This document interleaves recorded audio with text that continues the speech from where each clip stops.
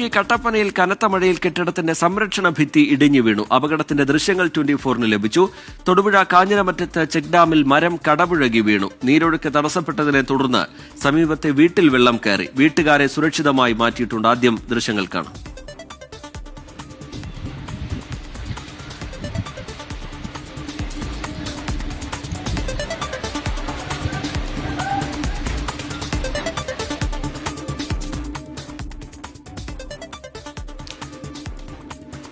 ഇടുക്കി കട്ടപ്പനയിൽ കനത്ത മഴയിൽ കെട്ടിടത്തിന്റെ സംരക്ഷണ ഭിത്തി ഇടിഞ്ഞു വീണു. ആ ദൃശ്യങ്ങളാണ് ഇപ്പോൾ പ്രേക്ഷകർ കാണുന്നത്. അതിന്റെ ദൃശ്യങ്ങൾ 24-ന് ലഭ്യമായിട്ടുണ്ട്. അതാണ് പ്രേക്ഷകർ കാണുന്നത്.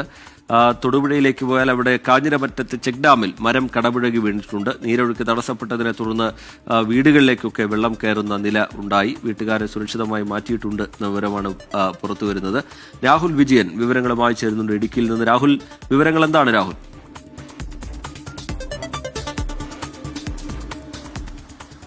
റിജിത്ത്, ഇടുക്കിയിൽ രാവിലെ മുതൽ പെയ്യുന്ന ശക്തമായ മഴയിൽ വ്യാപകമായിട്ടുള്ള നാശനഷ്ടങ്ങളാണ് റിപ്പോർട്ട് ചെയ്യപ്പെടുന്നത്. നമ്മളിപ്പോൾ നിൽക്കുന്നത് കട്ടപ്പനയിലാണ്. ദൃശ്യങ്ങളിൽ കണ്ട പോലെ തന്നെ ഒരു കെട്ടിടത്തിന്റെ, സ്വകാര്യ സ്ഥാപനങ്ങൾ പ്രവർത്തിക്കുന്ന ഒരു കെട്ടിടത്തിന്റെ സംരക്ഷണ ഭിത്തി അത് പൂർണ്ണമായിട്ടും ഇടിഞ്ഞ് തകർന്ന് താഴേക്ക് നിലംപതിച്ചിരിക്കുന്ന അവസ്ഥയിലാണ്. അപകടാവസ്ഥയിലാണ് ഈ കെട്ടിടം എന്നുള്ളതാണ് ഏറ്റവും പ്രധാനപ്പെട്ട കാര്യം. അതിനോട് ചേർന്നുള്ള മറ്റു ഭാഗങ്ങളിൽ നിന്നും മണ്ണ് ഇടിഞ്ഞു തുടങ്ങിയിട്ടുണ്ട്.